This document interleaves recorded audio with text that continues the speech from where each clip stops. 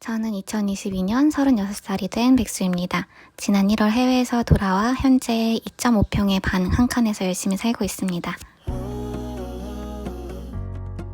안녕하세요. 오늘 하루를 열심히 사는 하루살이입니다.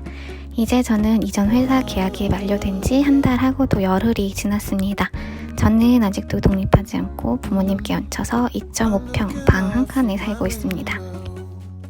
제 방이 왜 2.5평으로 이렇게 작을까요?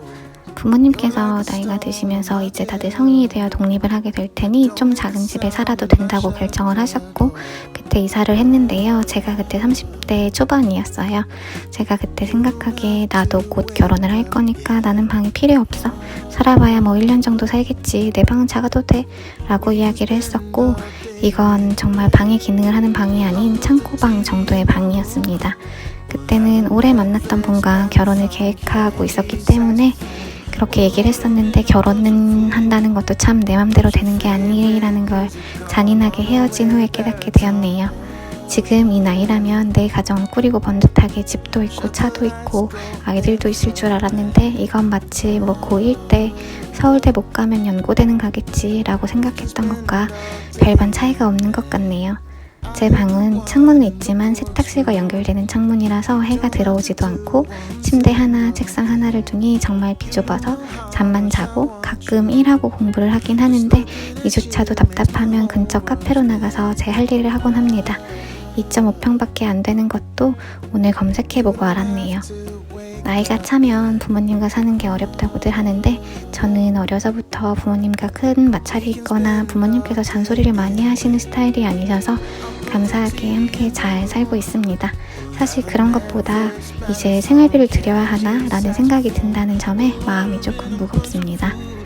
제가 해외 일하러 출발했을 때 나이가 34살이었는데 돌아오니 36이고 왠지 34, 36 이 느낌이 너무나 다르네요. 해외에서는 나이를 크게 생각하지 않고 살다가 나이를 인식하게 되니 갑자기 40을 코앞에 두고 있구나 라는 생각에 조금 슬퍼집니다. 해외에 2년 있다가 들어왔는데 우리나라는 집값이 정말 매매는 엄두도 못할 정도가 되어버렸고 무너져가는 오피스텔이나 집들도 서울에서 사려고 하면 꿈같은 이야기가 되었습니다. 물론 해외로 나가기 전에도 꿈같은 이야기이긴 마찬가지였지만 이제는 아파트를 산다는 게 남의 이야기 같은 기분입니다. 그래서 올해는 정말 부동산 관련 책 10권 이상을 읽는 것이 제 목표이기도 합니다. 백수 생활이 언제 끝날지는 그 누구도 알 수 없지만 제가 백수 생활 동안 절대 게을리하지 않기로 마음먹은 것은 외국어 공부입니다. 매일매일 어떤 방법으로건 외국어를 계속 접하고자 노력하고 있습니다. 그중 요즘에 가장 열심히 하고 있는 것은 넷플릭스 시리즈를 그 나라 외국어로 보는 것, 그리고 외국어 원서 읽는 것, 마지막으로 현지인 과외 선생님과 지속적으로 공부하는 것입니다. 회사를 다닐 때 제게 가장 많이 남아야 하는 것은 돈이라고 생각하고요. 회사를 다니지 않을 때 제게 많이 남아야 하는 것은 지식과 외국어 능력이라고 생각합니다. 물론 제 경우에요. 그래서 더더욱 제가 가진 시간을 외국어 공부에 매진하고자 노력하고 있습니다. 3월에는 외국어 자격증 시험도 신청해서 보려고 준비를 하고 있습니다. 아직은 책만 샀어요.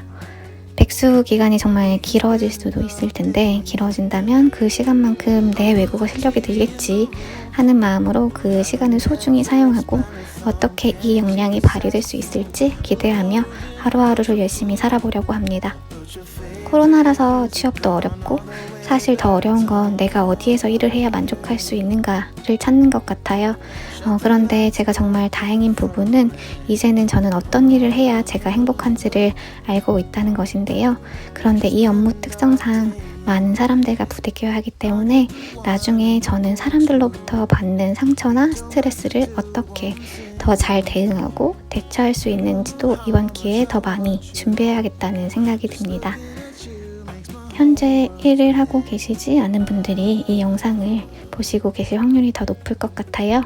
저희 다시 한번 온 새해를 맞이해서 재정비하고 더 괜찮고 멋진 사람이 되기 위해 노력해봐요. 그리고 돌아오지 않을 이 시간을 함께 즐겨보자고요. 오늘도 시청해주신 여러분들께 감사드립니다.